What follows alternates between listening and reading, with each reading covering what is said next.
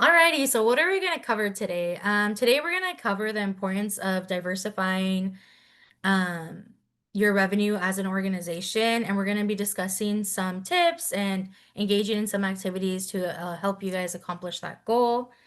We're also going to be talking about organization budgets as well as project and program budgets and kind of how they collaborate together or like how they're different from one another.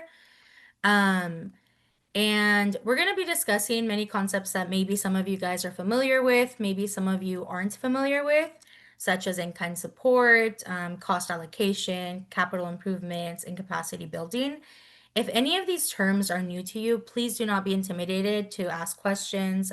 We will be discussing what these terms mean, but if we ever miss anything, please feel free to ask questions or to stay on after the session ends, and we're happy to help support you.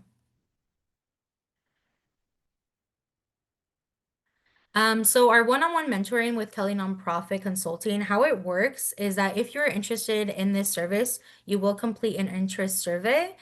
Up to 10 organizations will be eligible to receive support from Kelly Nonprofit, depending on your needs and like how they kind of examine your readiness.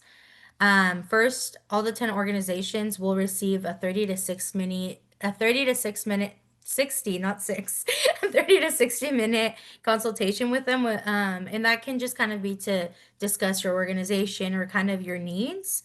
Depending on your consultation with them, if they think that you're ready for more support. So for example, if you are an organization that's really close to being ready to file for 501(c)(3) status and need that support, they'll help you through it and they'll let you know if more hours are going to be available. I believe they have up to 5 additional hours of technical assistance available. Um, so yeah, so if we receive only 10 organizations with that interest, then all 10 of you will receive that support. But if we receive more than that, Kelly Nonprofit themselves is going to contact you and kind of see if you were selected for that support.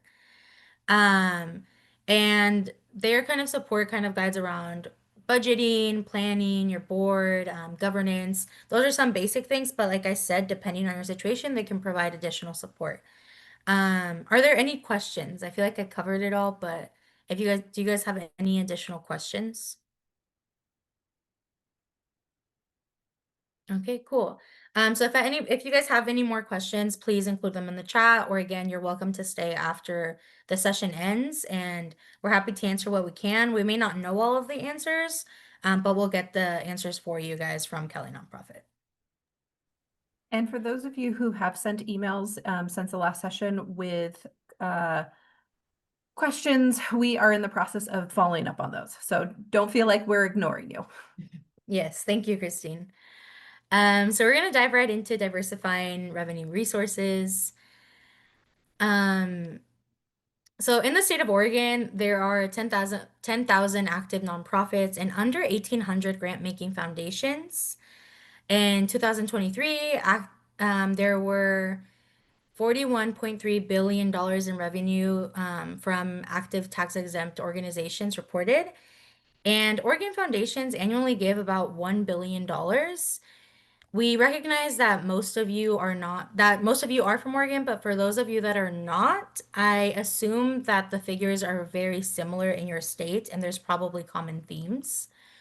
So we're sharing this information kind of to give you guys an idea of how funding is looking right now. Um, we are all rural-based organizations or serve rural. So this information is not meant to be discouraging, but it really just is meant to inform you guys about, how it kind of looks. And in addition to this, communities that are rural and rural serving organizations tend to have even less resources than other communities or areas of service. So we really just kind of want to use this information to as a guide and kind of to inform you guys that you guys are not alone. A lot of the time, areas with less populations are going to have less access because you don't have as many people to ask for money or as many organizations to ask for money. Um, Also, smaller communities or rural communities don't have as many like corporations or large foundations to reach out to. So because of that, one is more limited, or you're just competing for so much with and have so much competition. Um, but here, like the main takeaway is just that although, you see these discrepancies or you see these huge gaps, it's not necessary. We don't need to be in that scarcity mindset and, in that like, oh my gosh, I have to apply for everything. We really just want you guys to think like, is what I'm applying for relating to my mission and my vision and our organization's goals? Do you need this money? When do you need this money?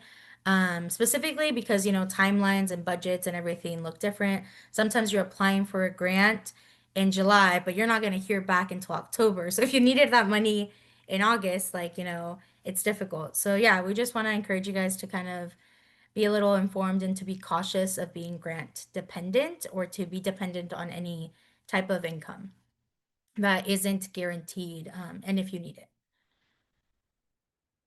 So where money comes from. So this information all was from 2024. So what we're seeing here is that the majority of money that nonprofit organizations receive is given by individuals. So that's about 66%. 19% is given by foundations, 8% is given by bequest, and 7% is given by corporations. In the year of 2024, about $592.5 billion were given. And what we're seeing is a trend in rising donor advised funds, um, or otherwise known as DAFs. And then I'm going to explain a little bit about what DAFs are for those of you who may not be familiar. But I just kind of want to allude to, a lot of the time in the nonprofit world or for smaller organizations, people tell us like, why don't you apply for a grant? And it's not that easy. Also, like I said, we have a lot of competition. Although, there are grants out there, a lot of the time there can be shifts that suddenly reduce the amount of grants available or maybe just increase your competition. So it's difficult to acquire them. We lean into, really being able to be that individual support is the best kind to be able to receive and lean on. But again, we recognize that it's hard, especially when you don't have as many people to ask for, or maybe when people with that type of money, there's not that many people like that in your guys' community. Um, so like I was saying, DAFs are growing a lot in popularity and it's a trend basically everywhere. And what DAFs are when a family or an individual's charitable donation is managed by a public charity, who then sends the selected organization or nonprofit disbursements of payments. And then other types of funding are that sometimes you may just receive a random check, but it could be a one-time thing. So it's like maybe the Oregon Community Foundation or the Ford Family Foundation or someone may send you $1,000. Um, so that's just that kind of type of example. Um, sorry, and then I also want, we said that 8% is given by bequest. What that means is that it's a direct gift to a nonprofit organization. Um, so although that there are different types of like gifts, the given by bequest is just that one like lump sum or a one-time thing versus it's kind of similar to how DAFs work, except for DAFs are more consistent and given usually depending on, so for example, if passed away, let's hope it's not, but if I was to pass away and I'm like, I want to give RDI X amount, my estate or 10% of my estate, people are going to be managing that to make sure that, RDI is given that on whatever, yearly if I choose to, versus by bequest, it's like, oh, I passed away and I 10%, and if I have $1 million, I'm going to give them 100,000 and that's done, right? So that's just kind of the difference is that one is but more managed than the other. I And might just add a little bit more onto yeah, that, Minna. So donor advice funds have a tendency to be a little bit restricted in terms of um, the the donor advice fund of the Gilmore Foundation is going to give money to arts and culture. And so then it is while the person is actually still living, the that whoever is managing those funds, what could be the Oregon Community Foundation or the Innovia Foundation up in Washington and Idaho, they would then say, hey, how do you want to advise us to use your funds? So as the donor, so that's what a donor advice fund is. And then the bequest is a lot more around the estate. So when somebody does pass away, they'll say that it's estate planning. It has a lot to do with when I am gone, 5% of my estate will go to a specific cause or nonprofit. Thank you for adding that, Christine. And then adding to so grants given by foundations or by corporations. Um, those can be also very restrictive. It really just depends. And a lot of the time the requirements or whatever restrictions exist are established beforehand. But know that most of the time when you're receiving money from or a grant from a corporation, it's usually, I mean, yes, it's money, but it's not like it's coming just because they're so generous. Like they usually it's kind of like beneficial to them, whether it's including their logo on like on flyers that you're posting or a press release. Like there usually is some type of exchange that it's expected. And same can be also with foundations, is that, maybe they expect some type of recognition. There are cases, though, when you can receive funds from organizations, I mean, from foundations or individuals, and they may not want others to know. So you have to be really careful about managing that agreement and making sure that they stay anonymous if that's what their request was. So flexibility of revenue. The more flexible some revenue is, the better. But unfortunately, a lot of the time, especially in the grant world, they're not as flexible. And this image that you're seeing depicts the flexibility from the most restrictive to least restrictive. So flexibility is a spectrum, and I will encourage you that whenever in doubt, just ask. So for example, if you receive a $5,000 grant and you were under budget and you have leftover money and you want to use it for something other than what you said it was allocated for, please check in with whoever your contact is or check in with the organization if you can use those funds for something else. Most of the time, if you said that you did what you did and you have that extra money and they already gave you that, they will be pretty supportive. But again, you always want to double check just because you don't want to do something that then in the future impacts you and makes it so that you aren't eligible or so that you don't receive funds in the future. Also, we just want um, and we want to emphasize to not be grant dependent. As we've learned, grant dependency can really impact organizations in a negative way, just because if all of your budget or all of your funds are coming from grants, and then changes or shifts in those grants happen, then your organization is no longer funded. Versus if you have a more diversified budget and you have different sets of income coming in, then you're able to be a little bit safer and you're able to be less impacted if something happens to a grant that you received. So some other things that you can receive, like we said, are individual donations. You can host, oh, sorry. Got a little happy with my mouse. Um, you can host like events, so like fundraisers. You can create contracts with probably other organizations. So if you provide some type of service, you can sell that service to other organizations or individuals. Depending on what your organization does, maybe there's fees for services that you can charge. Also, if you have some type of like savings or investments, you can earn interest on that. So yeah, so there's just like different types of ways. You can also receive business sponsorships. We want you guys again to just lean into diversifying the different avenues that you receive money through. Um, just because again, the more flexible that your money is, the better. Especially because when you receive grants or certain types of funding, they tend to be for like specific projects or specific capacity building activities. Um, Usually the unicorn of it all is getting those general operation dollars. They're hard to receive. So yeah, anything you want to add, Christine? Yeah, I just want to, I feel like we just threw a lot of information Yeah, sorry. at people. And so what I want to do is kind of summarize what Jimena just said. And in terms of flexibility and many of the concepts that she mentioned already, we are going to dive deeper in just a few minutes.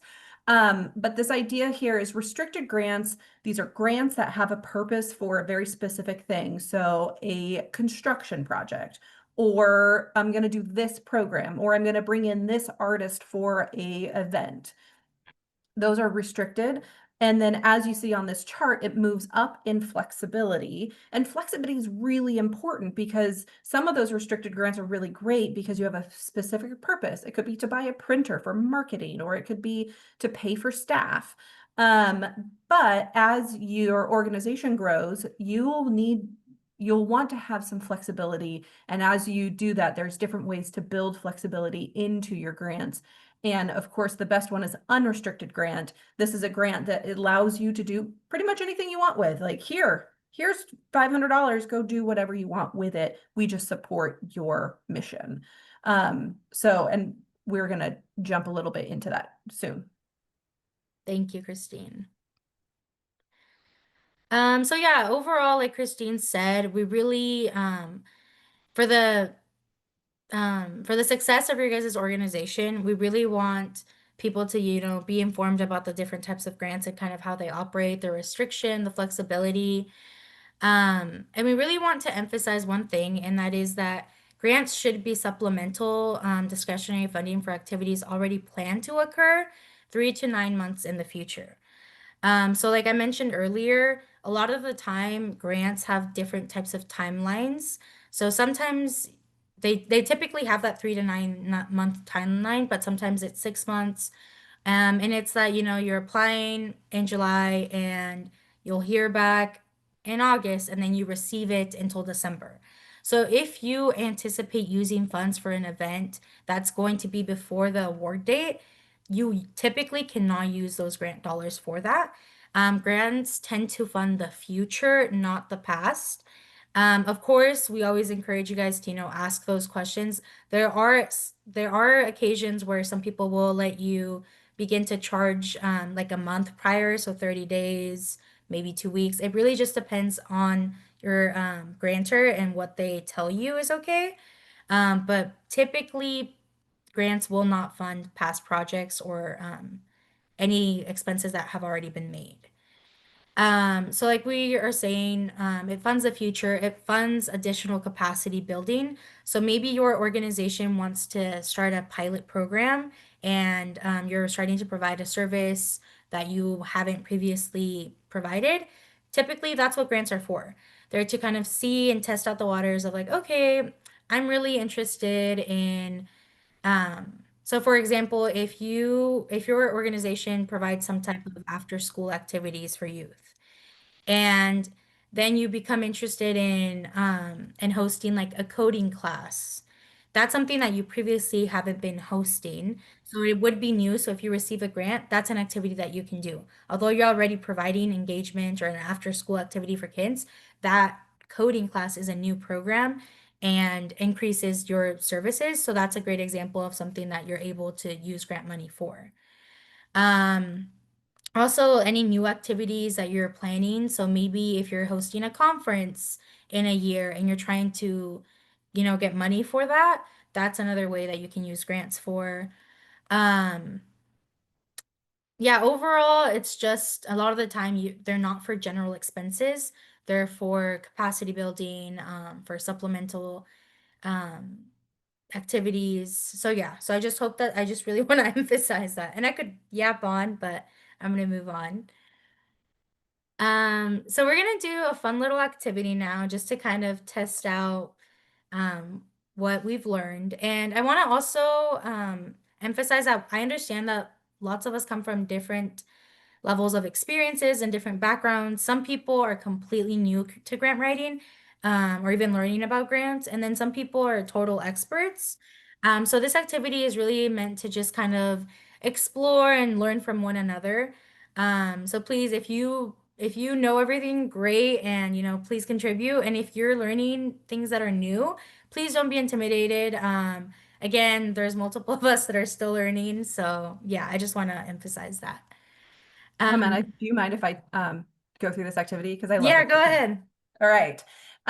So we are all now part of an organization and we have a goal. We have a goal of successfully complete funding for a community playground project.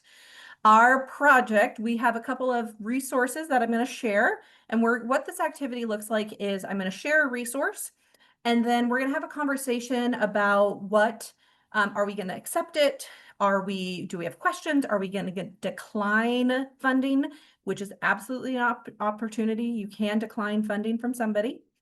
So you will consider these funding opportunities. We may choose to not accept them. And if we choose to keep a resource, we have to accept the associated restrictions or the additions that it adds to our project. And most importantly, if a resource is accepted that is not included on a budget, you must add equivalent expenses. And you'll see what that means in a second. All right, Jimena, resource number 1, please. Okay, so part of our project, we have a local arts and heritage organization who's offered to donate 3 decorative benches to the playground. The total in-kind value is $3,000, but there is a restriction. So it adds $1,200 in installation expenses to have the benches secured to new concrete pads. So I'm going to open it up for discussion. What do we want to accept this donation? Or what questions do you have? We have to raise our hand, or can we just ask a question? Monica just asked the question. So I guess my first question would be, okay, so we see we have an added expense, but are there restrictions or limitations in the grant where they only want acknowledgement? So how do they want, I guess, the billboard name, because I really don't know the terms here. How do they want billboard name placement? Do they want only them?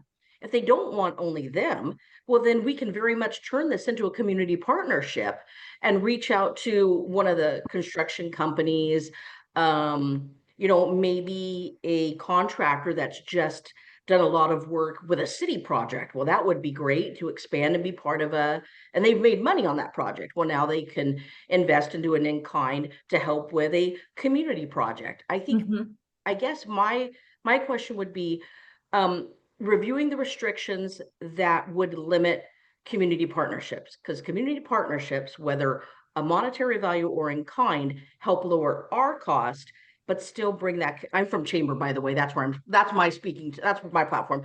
And so for me, I see this as a huge potential of putting something of value into the community with as little expense to us as possible. But I don't know what the details are. So yeah. And I'll be quiet now. Thanks, Monica, for jumping in. I appreciate that. And it's a really good question. It's like, how does the donor want to be recognized? And can we get the $3,000 artisanal benches and match it with in-kind donation for the $1,200 installation expense? Good question. Other questions or other thoughts on this resource? I would also like to ask whether the decorative bench is an integral part of the playground development plan. Playground includes a lot of equipment and a lot of groundwork to make it safe, and to add 1,200 in order to accommodate a decorative bench depends on how important that bench is in the overall project. That's absolutely right, Tom. That's a good question. It's like, what's the value, intrinsic value, but also does it align with the city? It's a city park, so how does it align with the city master plan if they have one? That was going to be my similar question too, actually, is does our plan already include benches that we've budgeted for? And if we take these benches, could we spend the remaining $2,400 on something else, or are we locked into a contract for those benches already with vendor X over there? Very good question, Amanda. I don't have the answer, by the way. I want to know what the total budget is for the project, because is it a $300,000 project or is it a $30,000 project? The $1,200 makes a difference on how big your total project is. Right. And what you are identifying here is like, what is it a drop in the bucket, or is it something that's going to push the project into a farther into not being worked on, or do we have the funding for it? And we intentionally don't tell you a budget on the full project, because this is really about thinking of those restrictions of how would this affect the bigger thing, or the resource to the project itself. And so, Monica, I feel like I interrupted you. I'm sorry. No. You guys, I just actually wanted to hop on. Tom brought up just, a great, he opened up a nice treasure trove of ideas and thought processes. So based on what Tom said, I think we're missing another thing is, if the playground's already there and existing, was another organization already in there doing that, such as a Rotary or a Lions Club. So maybe we need to figure out the partners that were already there, because the last thing we want to do is trying to, increase or add to the park is step in someone else's lane. So maybe there's an organization that we need to bring to the table for discussion. That's what I was trying to say. So that was a really good comment, Tom. Yeah. So I'm going to move us to the next resource. And before I do that, I'm not going to ask for a yay or nay on this, but it feels like more information is needed before we can fully accept this. Other things to think about is, if you do accept it, are there any limitations to the decorative benches in terms, because it is city property, does city have any type of ordinance that doesn't allow you to have some type of decorative thing on there? I know I can tell you a real story of when that happened in my own community. And are there other things to think about? Are there actual contractors in your community, in this make-believe community, who could install the concrete pads? And if there isn't, where are you bringing in that resource or that expertise? All right, Jimena. So question, need more information. Oh, Mark. Just really quick, if it's a county project, a lot of times you'll have 6 or 7 different offices get involved. I know for the city of Ontario, they don't want wooden benches because there was a problem of people using them as shelters. So they actually got rid of all the wooden structures. You have to build in metal. It has to be metal from Oregon. It has to be an engineer licensed in Oregon. So there's a lot of stuff either at the state level, the county level, or the city level. But a city parks committee might direct somebody in how to get through that, or the 800 other people you have to talk to. That's a really good point, Mark. Thank you so much for bringing that up, and also had no idea it's so restrictive. Mark, and you brought up a good point. Sorry to interrupt again. I just realized, because this is on city property and it is part of a project, I think we have to be careful even though the installation they say is only $1,200, wouldn't we be going into an area of prevailing wage because we're doing work on city property? How would that, and this is a real question, how would that work in this kind of scenario? I actually don't know. In this kind of scenario, if the chamber hired someone and the benches were donated and we were going to do an installation, would we actually have to stop because prevailing wage? How would that, does anyone happen to know? I'm have to meet city requirements. You just would not stroll up there and put a bench in. The city of Oakland, you have a plethora of departments, as the gentleman said, that you have to go through, and they may not even let you do it, but there are city requirements for you to even, you may not even be the one to be able to install it.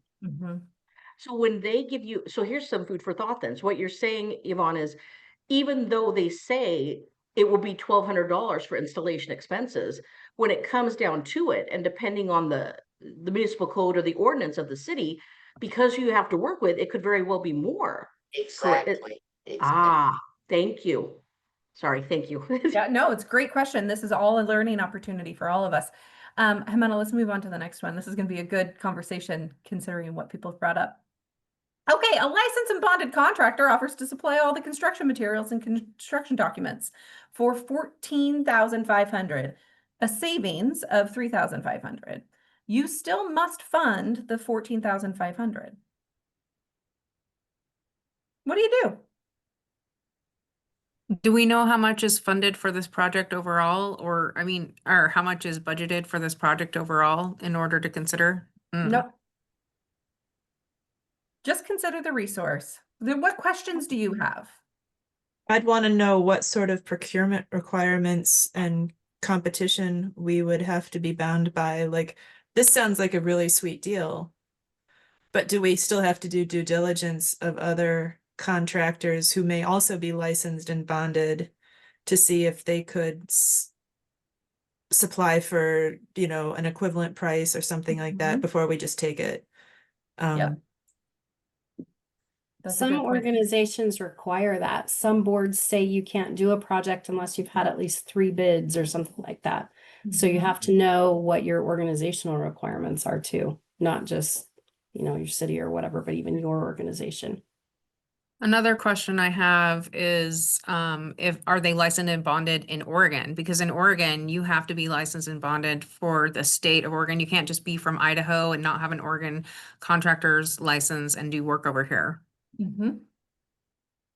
It's a good question. And I'm glad you brought that up, Leslie. Often that question isn't thought of. The other thing I would bring up here is this contractor says it's a savings of $3,500, but that's on his own or her own opinion. So how do you know it's a true savings? Yeah.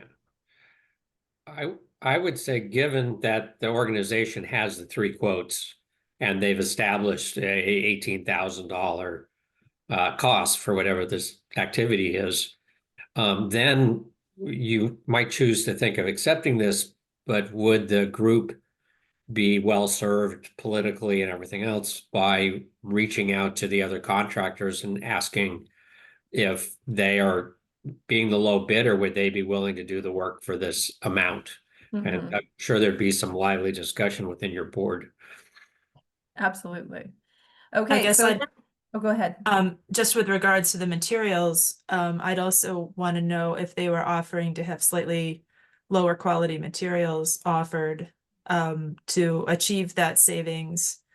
If there's some sort of environmental reason why we need a certain quality standard, given the location of the park, and does the materials that they would provide meet that standard? Absolutely. Yeah. Really good questions, Amanda. This comes down to one of those situations while it sounds great and is really pretty on paper, does it actually fit the timeline and what you're wanting to achieve? Not just the cost, but does it work?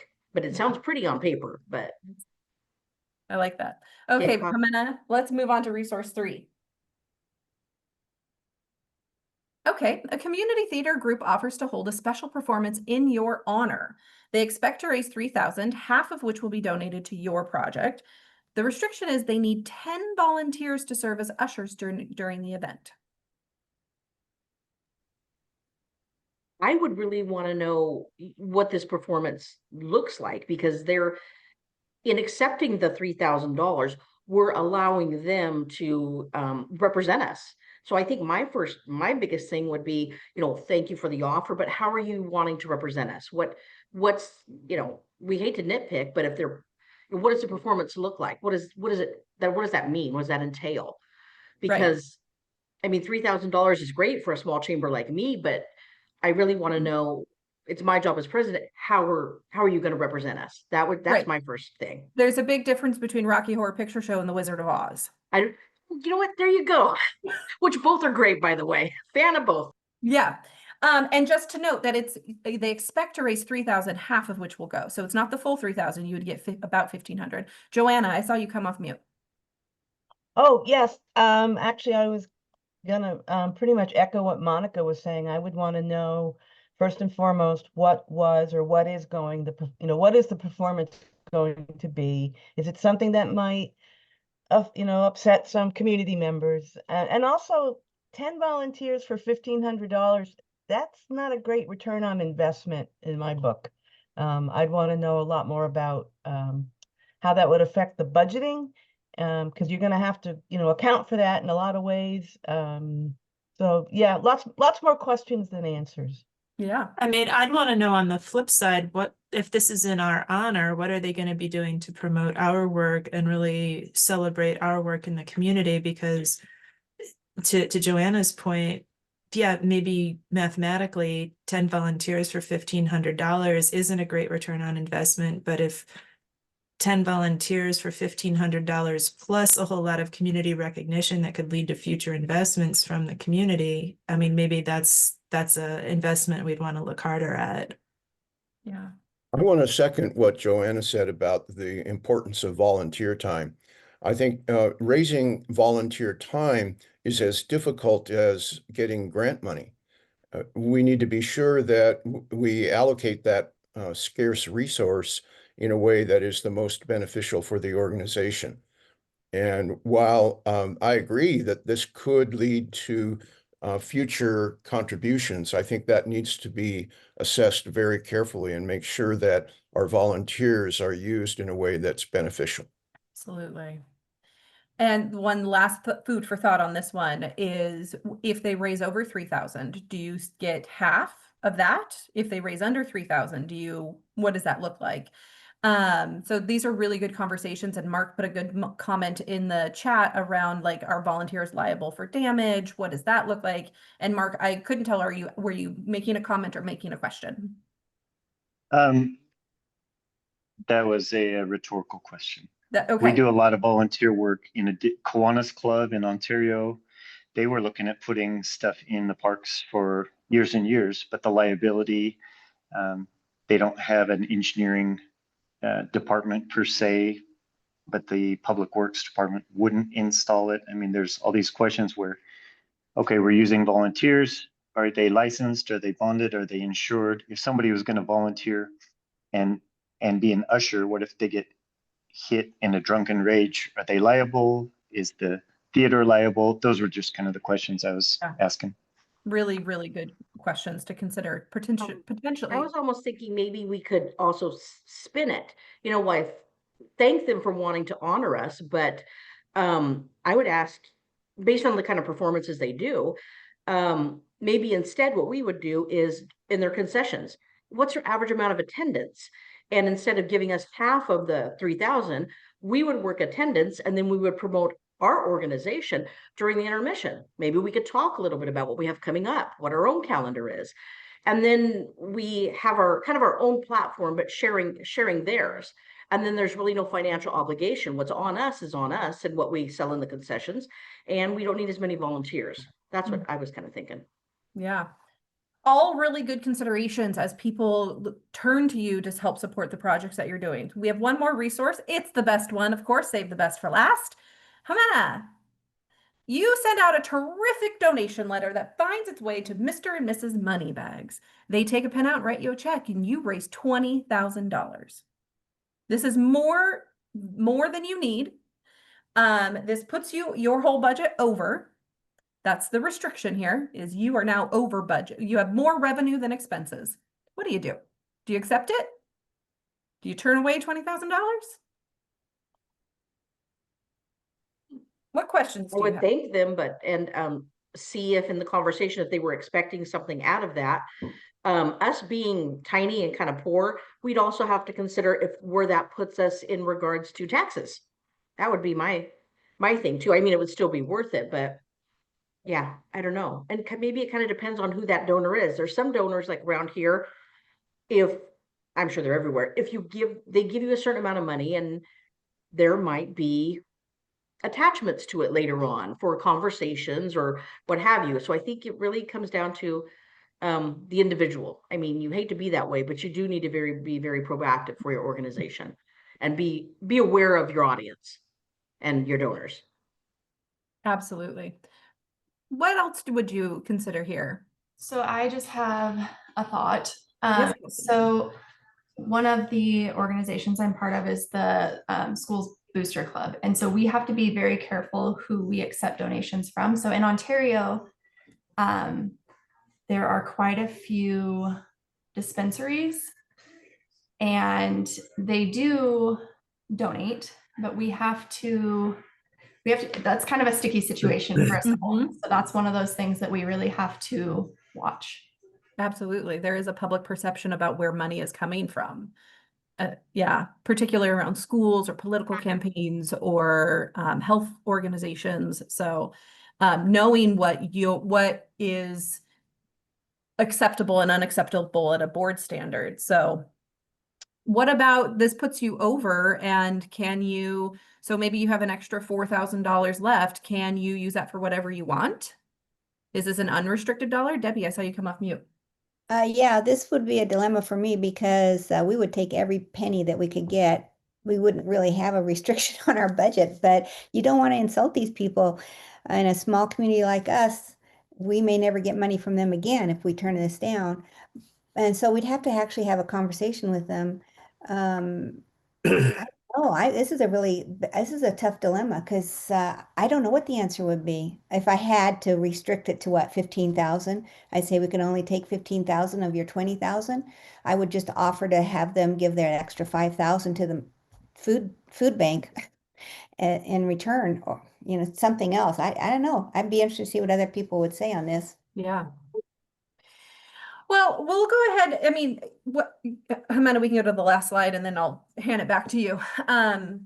So what did we learn? So, Amanda, really great question. I'm unclear of what the problem is going a little over budget. So if you go over budget, that means that you have extra funds in let's say the budget was let's say $15,000. Nobody can build a community park with $15,000. Maybe not nobody, but let's say your budget's $15,000 and all of a sudden you've raised 10 of it, and then Mr. Moneybags comes in with 20. And so now you have a slush fund of $15,000. And so if Mr. Moneybags, Mr. and Mrs. says you can use this just for the park, well, that's a restricted amount. That is a restricted dollar. So they are saying you can only use these $20,000 for the park.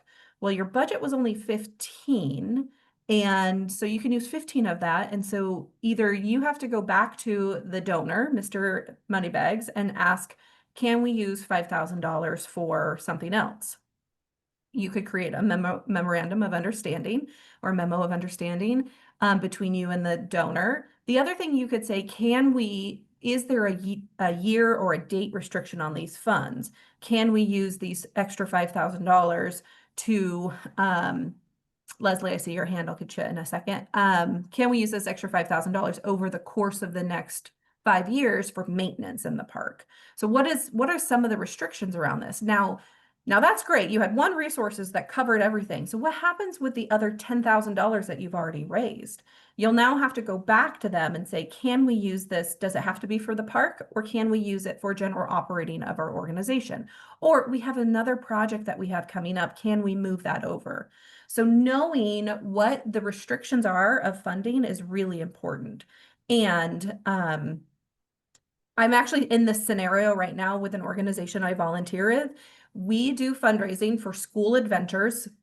It's a expeditionary learning school that my kids go to. We do fundraisers for adventures, that we call them. And there is a conversation I'm leading right now around how if we say 100% of our funds go to adventures, the 100% of our raised funds has to go to adventures.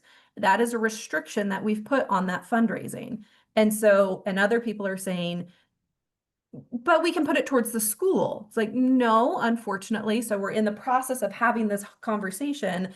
And if we have extra funds, those can go to future adventures, or we have to go back to donors and parents and ask, hey, we overraised. Can we use those towards other things? Yes, June, the question you ask here is, couldn't the money be used for nicer materials, more artistic touches, all of those things? Absolutely. So it's just a matter of figuring out, where are the restrictions? Where are you willing to move forward? Leslie, you've been so patient. Thank you. No problem. Thanks. I was just wondering about naming opportunities for the space, if it's not already named, if that would have to be set out at the beginning of the budget, or if this was something where could we use this as a naming opportunity for the park? Just thinking about that.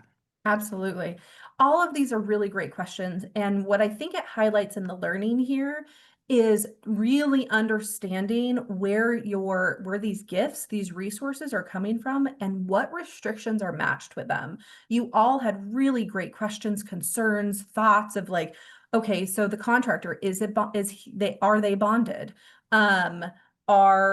Is the benches a bit like, does that align with city? Is city a partner in this? And so when you're doing this work and when you're looking for grants and raising funds for your community projects, it's really good to be curious about what funding is coming in to support you. And when grants come in, this is really to highlight, to get us back to the grant conversation, because that's why we're here to talk about grants. When you're looking at grants often have restrictions. And so what does that mean? And what do you do? And we'll cover that a little bit later. June, I see your hand, and then we'll move on into some more content and less less imagination station. Yeah, so I was kind of wondering, and maybe this is kind of already answered, but if there is extra money, I put in the chat, couldn't it be used for nicer materials or more artistic touches?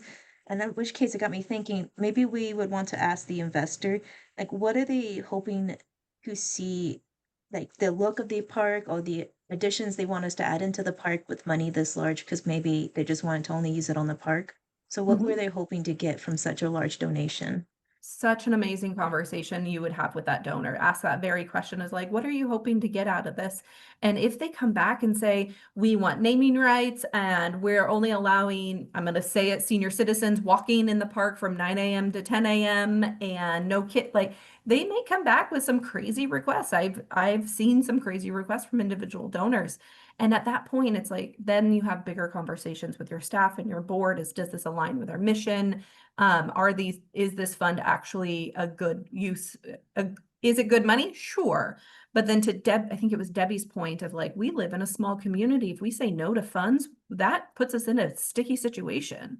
So how do you meet with a donor and have a conversation with them to be mutually beneficial? So they get what they want, maybe naming rights to the park, and you get what you want, which is a safe place and a community-centered place. So really good conversation, everybody. I appreciate your thoughts. And we could probably talk about this scenario for a whole 2 hours to solve. But I am going to move us forward. Thank you again. And I hope this helped generate some ideas and curiosity questions as you're looking at funding for your own things. Jimena, back to you. Oh, I'll take this last slide too. So one thing to remember, funding begets funding. So when you have funding, it often brings in more funding. And there's a lot of grantors who like to be last dollars in. So when you are looking at grants, sometimes they'll say, how will my funds be leveraged? Or how will my funds help with this project? And grantors love to talk to each other. Granting organizations they have their own network that they talk with. And when you are a good grantee, they talk and say, hey, this is a really good organization. I encourage you to support them. I've invested, and there's a competition in there too. For instance, up in Idaho where I am, there are a couple of funders that if one invests, I'm like, oh, that person's already invested. How do you want to match that? Like they whether it's a fun, friendly competition or it's out of professional, like we recognize that they're partners in this. Funders like to see a balanced funding profile. What that means is there's more than just their funds coming in. So do you have other grants? Do you have other income? What happens if they can't fund you for another year? They pay really close attention to your finances, and we're going to dive into budgets in just a minute. And grants primarily are used for tangible goods and programs that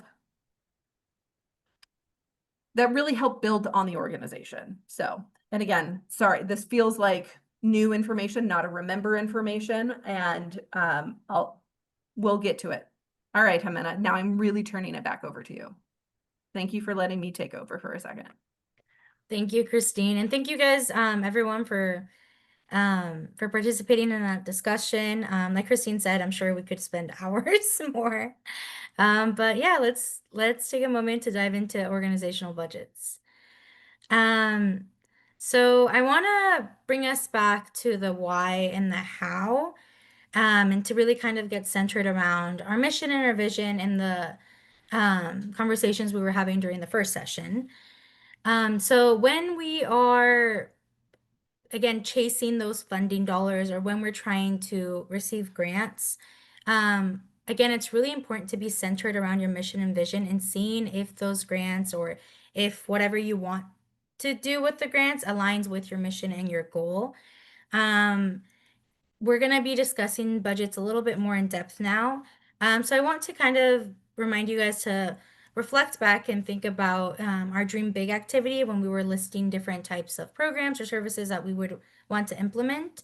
And to kind of just see, how they're connected to our mission and vision. And now we're gonna also kind of take a look into organization budgets and how they differ and collaborate, go hand in hand with our project or program budgets. Sorry, I'm like having mouse troubles there. So some effective budgeting tips. So creating an annual fundraising strategy is really important. It really outlines kind of how your year is planned, and it helps you outline your needs or kind of assess what funds you already have. So it's like, how much are operational costs? How much money are we receiving in sponsorships? To have all of these numbers organized by categories is really important. So as I had mentioned before, you all should have received a budget handout in our email. If you did not receive it, please let us know. But that was one example of kind of how budgets look. Budgets come in all shapes and sizes. Some of them are very extensive. Some of them tend to be a little bit more basic. But what all budgets do is tell a story.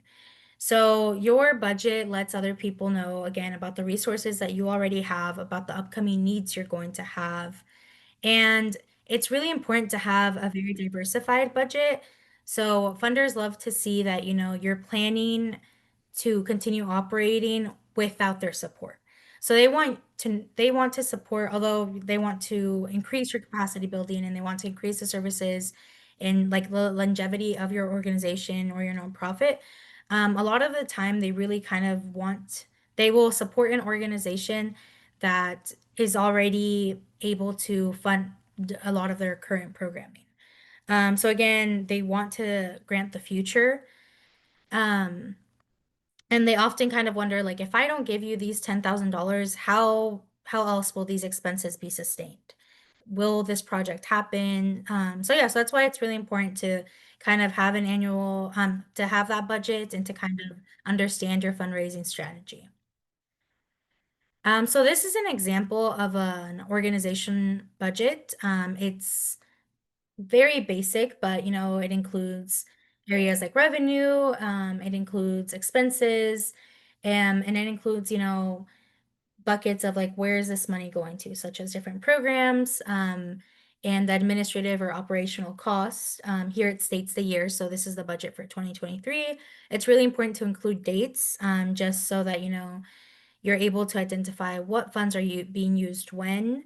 A lot of the time they're helpful just if you have multiple budgets, so that everything is labeled properly. So like I said, there's different categories within revenue, then there's subsections. So we have, different grants that you have, sponsorships, donations, and then your total. Same with expense, you're again having your different subcategories so that when funders, or when, even you're looking at your budget, you're able to see, oh, this is how much money was allocated towards that. And then you're able to see, okay, we allocated $500 towards this and it's less, and you spend $200. So all of that, again, is just really good for not only your own needs and your organization's needs and success, but also for funders and for them to kind of be familiar with what story is your budget saying. Are there any questions? All right. So now Christine is going to put us into some breakout rooms. And in the breakout rooms, I would love for you guys to discuss where your organization's funding is coming from. And how could you diversify it? If you're mainly grant funded, how can you diversify that funding? If you're mainly funded through private foundations, how can you diversify it? And then also discuss what are your organization's biggest expenses? So is it operational costs? Is it supplies? Yeah, so I just want to, Christine's gonna put you guys all in breakout rooms shortly. And again, if you want to copy and paste these questions, or if you want to write them down, just because you won't have access to them during the chat, during the breakout room. I did put them in the chat just a second ago, so they are there. And the two people who have asked for the email, or sorry, for the budget worksheet, that is coming to you in just a second while I'm trying to do two things at once. So I will send those to you in just a second. You're going to be in breakout rooms for about 6 or 7 minutes. So feel free to jump right into this conversation, and here we go. Thank you so much, Christine.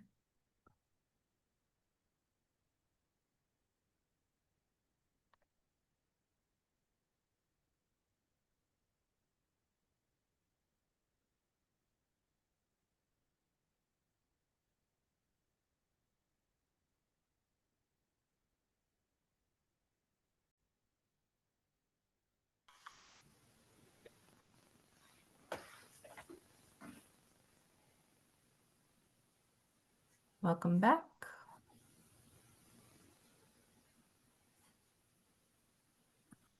Welcome back, everyone. Does anybody want to share anything that they learned or what they discussed? I think our group had a lot of shared experience, just different versions, and some great networking. Yeah, that was my take on it. It was great. I'm glad to hear that, Monica. Yeah, our group didn't really talk about the prompt questions at all. As it were, we got immediately sidetracked by a wonderful question that was raised about overhead and indirect costs, and how are we budgeting for those and communicating to funders the importance to make those things be fundable. You know, it's no good to fund the water if you're not funding the hose to put it through, kind of approach. And so we could go on and on and on about that, but different conversation perhaps. That sounds like a wonderful conversation, Amanda. So I'm kind of glad that you didn't stick to the prompts. Kaylee, did you want to share? I just always forget to mute myself. Oh, sorry. This last time too. I was in a group where it was hard to answer those questions because the two other ladies that I was with are in that part of their, like, the work where they actually see where funding comes from, or even the applying for grants. And they're more just doing some like leadership training. And so that's a big reason of why they're in this class. And then I work for a library. And so I was able to be like, oh, well, 90% of our funds just come from the city. Like, that's all I know is that I get a budget from the city. And then if there's anything extra I want, I have to go out and find it. Yeah. So. I want to sharing, Kaylee. I want to make a comment, and then I want to ask Amanda to share a little bit more about their conversation. And so first of all, for the people who are in the Eastern Oregon Board of Rural Routes Leadership Academy, there is a reason we started with this class, and I promise you it's not to make you feel overwhelmed and like, what are grants? Why do I have to do this? Isn't part of my world. And I will explain it to you when I see you in person next week. Jimena and I will both be there in person along with our colleague, Hannah. So I promise you it will make sense. So stick with us. Trust me, just give me a little bit, this much trust. And then Amanda, I wonder if for the people on this call who may be really new to grant writing, if you would define overhead and indirect costs for people. Sure, I'd be happy to. How long do I have? No, I'm kidding. An overhead or an indirect cost in funding and grants world is basically some of the money that goes to keeping the lights on or paying for the utilities or the rent or in some cases, the salaries of the people who work in the back office to keep the operation of your organization going. So some foundation funders don't like to pay for that because it's not visible, it's not sexy, it's not something that they can get recognition for, even though it is so critical to be able to make sure that payroll is payrolling and bills are getting paid and the lights are staying on and the landlord is happy. For some government grants, there'll be a rate that you can charge. It'll vary by location and by program, but it's called an indirect rate or an overhead rate. There's a whole mechanical thing that goes along with how you get those rates set up. In other cases, you might see in a funder's grant guidance, no more than 10% can be for administrative costs, or we do not fund staff, or maximum no indirect fees. And then it's up to you to decide what of your grant expenses are actually overhead versus critical for the program. And that's a whole thing that I could soapbox about for a while too. Thank you, Amanda. I hope that's clear enough. That was great. And I think you did it better than anybody else that could at this point. That was fantastic. And the challenge, and I'm going to get on a soapbox just for a hot second about this, is like our organizations that we all work with have a staff, and we have, if you have an organization that's lucky enough to has enough capacity to pay for insurance or pay for stipends for travel, for all of these things, those are all indirect or overhead costs. It's like, you can't, I loved your analogy, is like the water is great, but you have to have the hose in order to make the water go, or even a gardener to hold the hose. Like those types of things is so important. And yet foundations, funding organizations, corporations, most of their work is overhead. It is all indirect costs because it's just people talking about how to write a check or where that check goes. And so that's my tiny little soapbox, is I wish foundations would understand that what they're doing in limiting indirect or limiting overhead is just really, really challenging. And I'm so glad that a lot of foundations are moving into a more of a unrestricted or a trust-based space, saying, here's the funds, how to do what you do best. Sorry, that's my little soapbox. Thank you, Amanda, for being a teacher for a hot second in our class. I appreciate it. And if anybody else is an expert or has knowledge that they want to share, this is not just for us to share with you, but for you to share with us, for you to network. I'm really glad to hear that there was a lot of networking happen. I can even see it in the chat. So go ahead, Jimena. I will maybe stop talking. Thank you everyone for your contributions and sharing what you guys talked about in your conversations. Now we're going to dive in a little bit more into those project budgets. So at all times, you should be able to answer the question, what do you need? Funders will sometimes directly ask, like, what do you need? Like, what do you need these funds for? What does your current budget look like?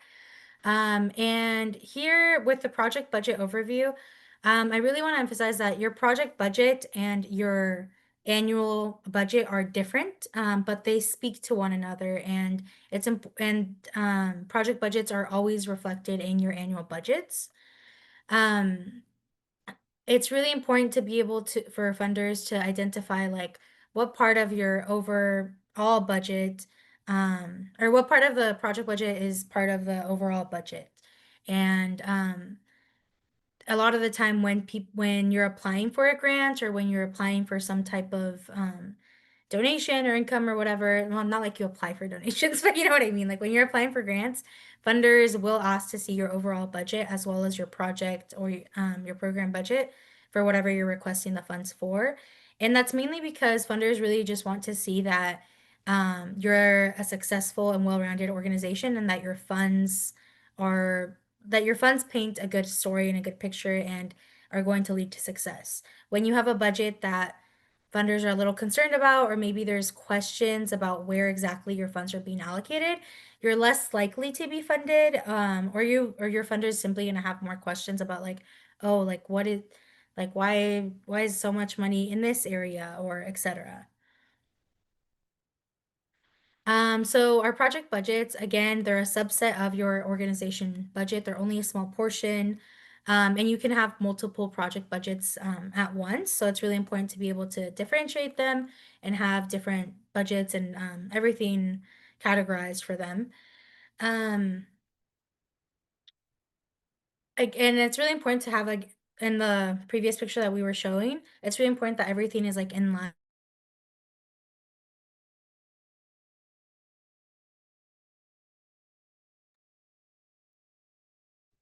I think Jimena has frozen. Did she freeze for everybody else, or is it just me?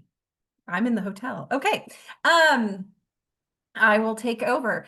So when you are looking at your budget, I might have to kick her out.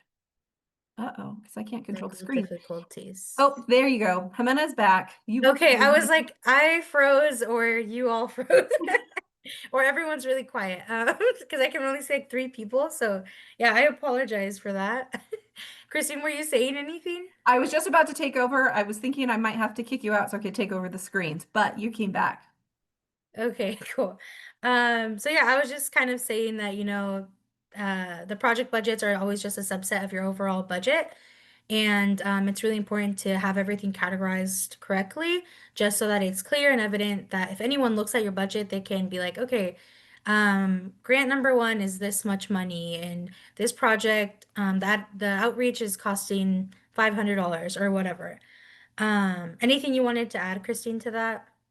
Okay, cool. Nope. So here's another example, and this one's an example of a project budget.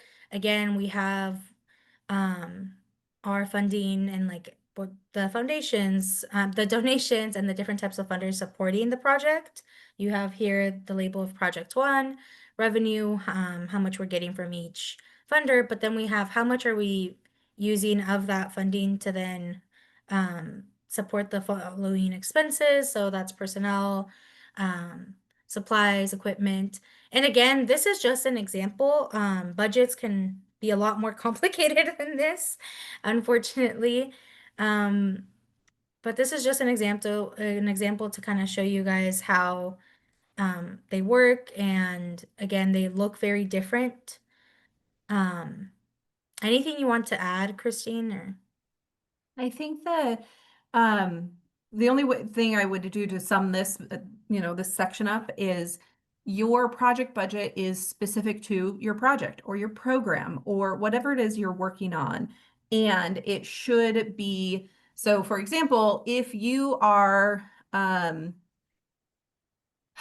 nonprofit vet clinic and you might have a project of the spay and neuter program.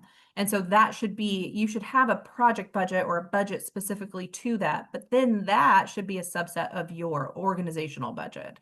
And so they should all be talking to each other. And I realize that we have said the word budget probably 400 times in the last 3 minutes. And so it can get a little bit confusing. And so if you want to explore something like on a one-on-one or work further, we can definitely do that, or consider that time with that one-on-one mentoring with Kelly Nonprofit for any of these questions to help move you along. So the crafting a project budget should be specific to whatever it is that you are working on that is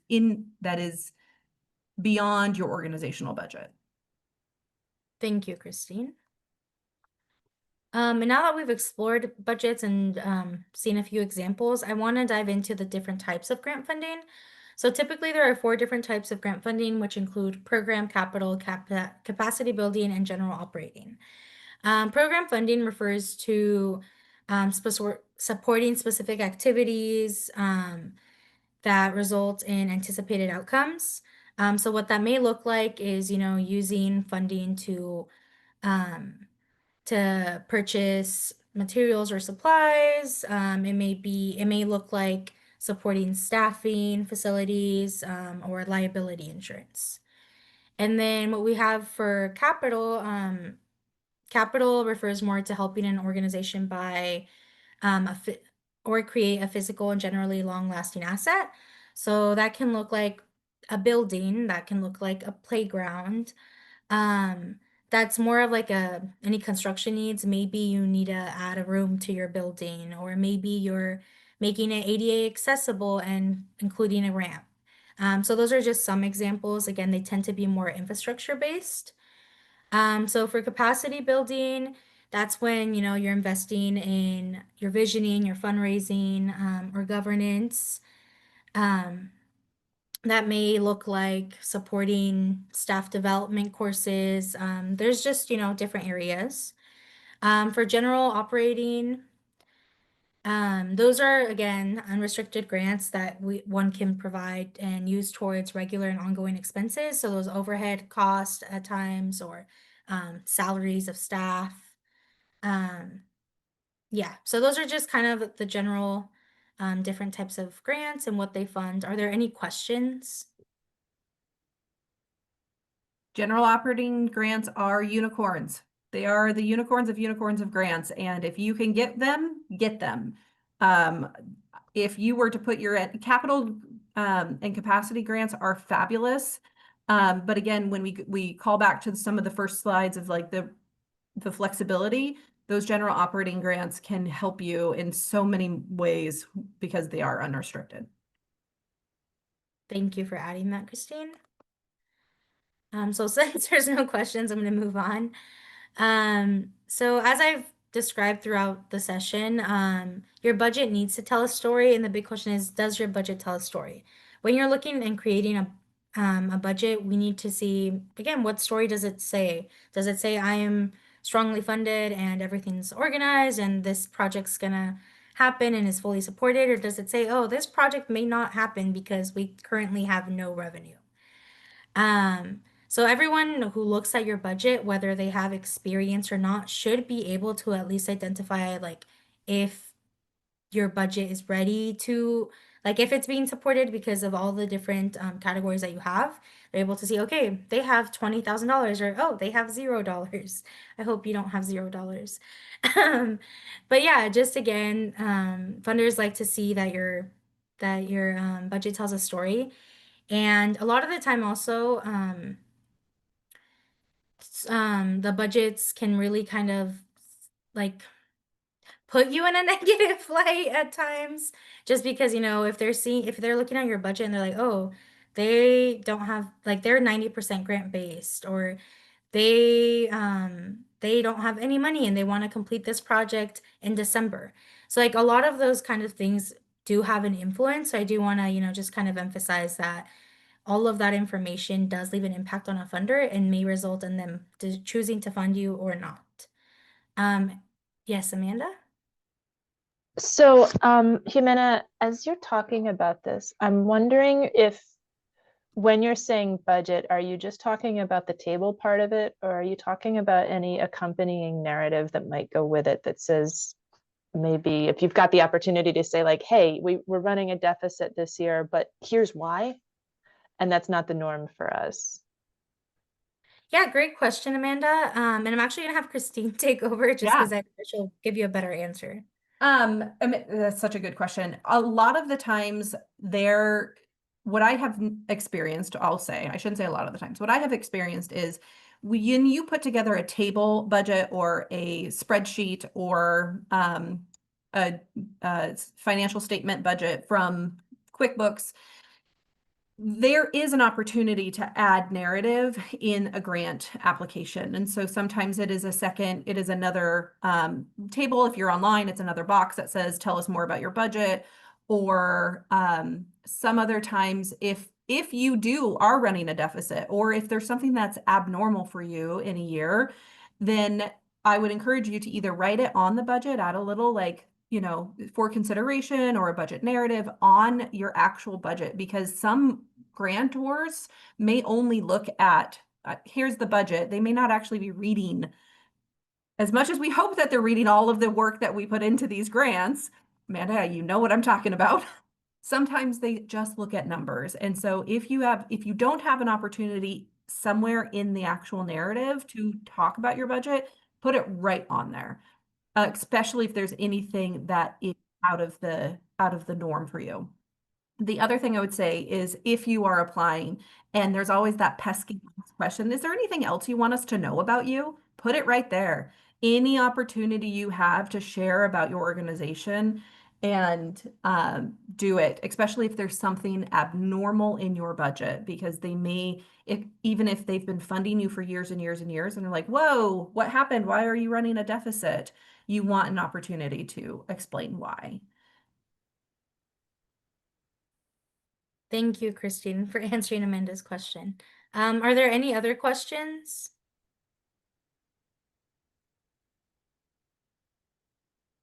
Okay, I'll give you 5 seconds and then I'll move on. Okay, looks like there's no other questions, so we're gonna move on. Thank you, Amanda, for that question, and thank you, Christine, for your answer. So diversity of funding, again, I know I've said it a million times, but I'm gonna say it again. A balanced mix of funding and diversified funding for organizations is really important. Funders love to see that. It really, again, just kind of demonstrates that a lot of the time when you have different funders, so if it's different local organizations or private donations or, just like different types, it really does demonstrate that you have support and that support is cumulative. So funders, whenever they see, oh, like 10 local foundations have already donated to this, even if it's lesser amounts, they like to see that there's that cohesive support. So that may push them to be like, yeah, I'm gonna give you those $5,000 that you need. Sorry, my battery's low. Let me plug really quick before I die. Struggling today. Yeah, we are struggling today. Absolutely. Okay, sorry guys, technical difficulty. But yeah, like I was saying, even if you're receiving a few $100s or $1,000 from other organizations and it's less, funders really like to see that you have that overall support, so they will give you those remaining $5,000. And like Christine was pointing out, a lot of funders like to, and a lot of those larger funders like to close out projects and kind of, be like, okay, I'll give you whatever remaining dollars you need. Anything you want to add here, Christine? Nope. Okay, cool. In-kind support. So we've referred to in-kind support a few times throughout today. And if you don't know what in-kind support, it basically is a free type of service or a donation that isn't costing anyone anything. Well, I mean, like, for example, if I own a building and Christine wants to host an event there, I may give her that venue for in-kind. So it's like I won't charge her anything. So although I'm not giving her a monetary contribution, I'm still providing a type of service or a need that she has. So that's an example of in-kind support. So a lot of the time that looks like allowing someone to use a venue or a space, but it can also kind of be like food. If you own a restaurant and although maybe you can't donate directly, maybe you'll give gift cards to raffle off, or maybe you provide and cater for an event. Also volunteer time is in-kind support. A lot of the time, people may not have that extra money or things to donate, but time is such a lovely type of in-kind support because it's really difficult for people to volunteer and to dedicate their extra time to you. And it's hard to get multiple volunteers, if you're organizing a large event. So those are some examples. Can any of you guys think of or share any other examples of in-kind support that you guys have received or and throughout your work or that you guys have seen?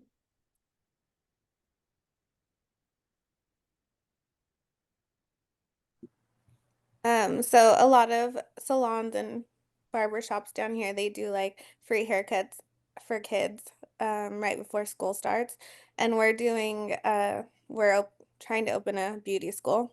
And so that's what we want to do too. Also, like the students will be able to practice, but the kids will be able to have free haircuts before school.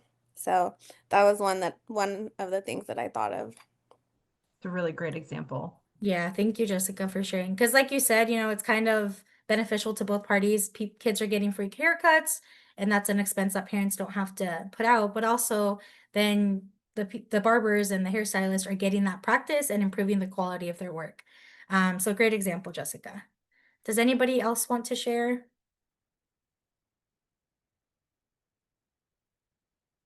All right, well, we will move forward. So now we're going to go into another breakout room. And I want you guys for this breakout room to take the summary statement that we created during the first session, and to kind of brainstorm some expenses that will be incurred from that project. So for example, if you were to build a playground, like what expenses are going to come along with that playground? Or if you're working on a specific project, what are the expenses? So Christine's going to open up the breakout room, and it should be the same breakout rooms. So again, if you have slightly, it's going to be different. Okay, they may be slightly different. So hey, you get to network more. And you guys will be there in a few minutes, and you guys will just be able to share. Do you guys have any questions? Two things I want to point out is the questions are in the chat, so feel free to copy and paste or just review those before you go.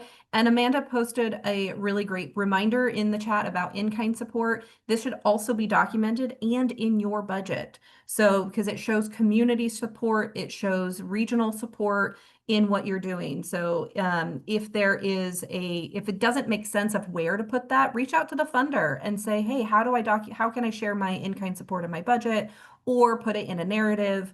But documenting your in-kind support is very, very valuable. Okay, we're going to send you out into breakout rooms for about 8 minutes to discuss these questions. If for some reason that you get in a breakout room and nobody is there or nobody is talking, feel free to come back to the main session, and I can send me a message and I will put you in a different room. Thank you so much, Christine. So when you get this recording tomorrow-ish, feel free, of course, they'll be up. You can watch them, read through the slides, reach out with questions. There's so much information around grants, and I recognize it can be a little of an uphill battle learning what that is. For those of you who are in the Klamath area, I know we have a couple in the Siskiyou County and Tule Lake area. We do have a free training happening on Saturday. Jimena and our colleague Kendra are leading, and it's going to be really focused on volunteerism and collaboration. So how do you gather volunteers? And so I'm going to actually share the flyer. So if anybody's interested, we do have a couple more spots. It's totally free. It's on Klamath Community College campus, and it includes lunch. So even if you're interested in building new connections, join us. I recognize that's in 2 days, so it's a little short notice, but Dave, I see your hand up. I'm curious if you can recommend a source of prototype or forms that, are made out for different functions, like, restoring a building, building a park, doing that. I would think those kinds of templates might exist and then could be customized. Is there good information or source on that? When you say forms, do you mean like grants? I'm talking budgets. Oh, budgets. Budget forms. I can't think of anything off the top of my head, but let me do some research and see what I can find. I'm learning bravely that ChatGPT is pretty amazing. And if you give it kind of the basic structure that you want, if you tell it the elements you want it to have in place, it will actually, a lot of the time, build those right there for you, and it'll put them in documents that you can print off. I had it do a PowerPoint presentation for me last week that would have taken me 3 hours, and it took 10 minutes. So I would say that that is an untapped resource that you just have to be brave and kind of give it a shot and see what it'll do. Yeah, I'm close to following through on that. I put in my parameters, and it did give me some big overview budget kind of stuff. And it said, do you want more detail? And I haven't said yes yet. We'll see what happens. Another David, AI tool that I would sorry, I'm interrupting. But another AI tool that I would recommend would be Claude, CLAUDE. I personally like it a little bit more than ChatGPT. So if any of you guys are kind of more interested in using spell AI that to again? kind of help you guys out. Sorry? Can you spell Claude again? Yeah, CLAUDE. .ai. And it's an app where you can also use it like with your browser. Why do you like it better than ChatGPT? It seems less AI, like as weird as that sounds. I feel like it's just a little more personal and just has a better demeanor. And I think it also adapts and responds to your prompts or like how organized you want things a little bit better, in a more concise manner. I also just think the tone is just different. I think with ChatGPT personally, I think it's very obvious it's AI versus I think with Claude it's a little more Person- friendly and a little more user friendly too. It's also free. With whereas sometimes with ChatGPT you have to like pay premiums and stuff. So yeah, those are just kind of my personal reasons. Amanda's point here too is it absolutely does provide better citations, and it does, I think it also does a better job of providing more of a human voice, less of a computer voice. I've used it lots, and we will add to our next session, I think next session, what it mean, like what is how to use AI in grant writing and what are kind of the safer ways to use it. Okay, so we do have the value of ending on time, and we've got about 6 minutes left. And so here's the homework. Finish creating your budget for your project. If you have one, can you answer the question, what do you need? And how will you keep the answer up to date? Review organizational budget. And if you have time, you might think about asking a volunteer to come in and say, hey, do you mind reading this budget? What does it tell you? So use the resources in your sphere, in your circle of influence, to really kind of look at it and be like, what does this tell you? Does this tell a story? Where do you think some questions would come up as a funder? One other thing I would add, if you ever have an opportunity to sit on a grant panel, Oregon Community Foundation often has them, Oregon Department of Education has them. If you are invited or if you reach out and say, do you have any spaces on a grant review panel? I highly recommend you doing that, particularly if you are in the new realm of grant writing, because it'll give you literally the back end view of what it takes to get a grant, of where the conversation is, where the stories are being told, and what is the process behind it. So if you have an opportunity, if you have time, if you want to prioritize it, it is such a good learning opportunity for what it takes to get, like what it takes for that organization to be a part of that grant process. So what's next is we have, make sure these classes are on your calendar. If you're not getting our calendar invites, let us know. Anybody who gave me new or updated email addresses today, we will be adding those to the calendar invite. And then we have class next week. Next week, you are stuck with me. Jimena will be on the road to Ontario to meet our Ontario folk. And we will be joined by our colleague Alexis, who will be the person running Zoom. And then session 4 is October 23rd, and October 30th is our funder panel. Many, many thanks for you for being here today, and to the Ford Family Foundation and our partners. Mark, I see your hand. And I appreciate, was that a wave goodbye or a question? Oh, it was a wave goodbye. Goodbye. Thank you for being here today. Thank you for your amazing conversation time and questions. It is just a pleasure to be on Thursday morning with all of you. I continue to learn in this class as well as you. So if you have questions, we'll stick around. If you need anything else, and all of our Ontario folk, I look forward to see you in person next week. Thank you. Thank you. Thank you.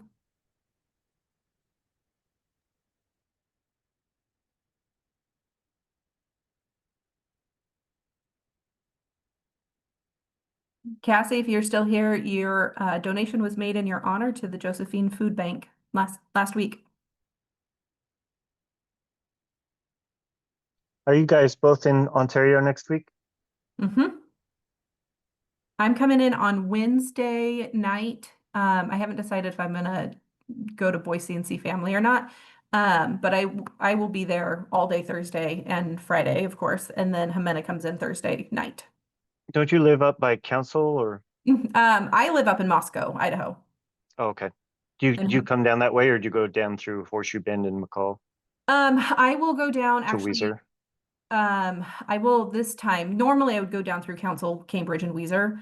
But this time I'm coming in from Milton Freewater. So I'll be coming in through like, I don't even know what road that is. I haven't taken it before. I just know this time of year when weather gets bad, it's hard to travel Oh yeah. through there. So, Yeah. Born and raised in Boise, so going up and down through Boise and Moscow and that region, very familiar, but I appreciate that a lot, especially now when it gets worse earlier now. yeah, we'll see. I had a question, but it can wait for next week, when you're in person. So I'm gonna be like, what's the question? oh much no, anticipation. I work for the county. I've been sitting on city parks committee. I volunteer with the Kiwanis Club, and my overall statement had nothing to do with any of those. So I just sitting in like, well, do I do it for the county? Do I do it for the city? Do I do it for Kiwanis? Is it a 401c3K? Like, I've got my hand in too many projects, I think. So I Yeah. was just looking to streamline some of those Yeah. answers. 2 questions based on which hat I'm wearing. It really, you might consider it for the Kiwanis. Because that it might be thoughtful, because city is yes, you can go after grants, but are you actually going to apply for a grant in your position with the city, or is that somebody else's job? We tried, they had an ODF grant worth quite a bit, 500,000 for trees. And suddenly the city got real, this is ours, not Kiwanis's, and they have to use it in certain things, like in the certain open spaces, parks. And so they haven't been very forthcoming in any of the information that we just sort of handed off to them. Here's this grant you could do, here's all this information. And so we're like, okay, well, I guess the city doesn't want to play nice in the sandbox. So now the county's looking at grants for some long-term planning projects that have just been sitting for 2 decades. And there's nobody here to do it, no time to do it. So Yeah. this could be part of it. But again, we were just looking for grant money to plant trees in the parks. So if I have to create my own nonprofit, I guess we could, but that was all there. First of all, don't create your own nonprofit. I'm sure there's a nonprofit that is doing this work that we can identify. Maybe Yeah. it's something that your cohort focuses on.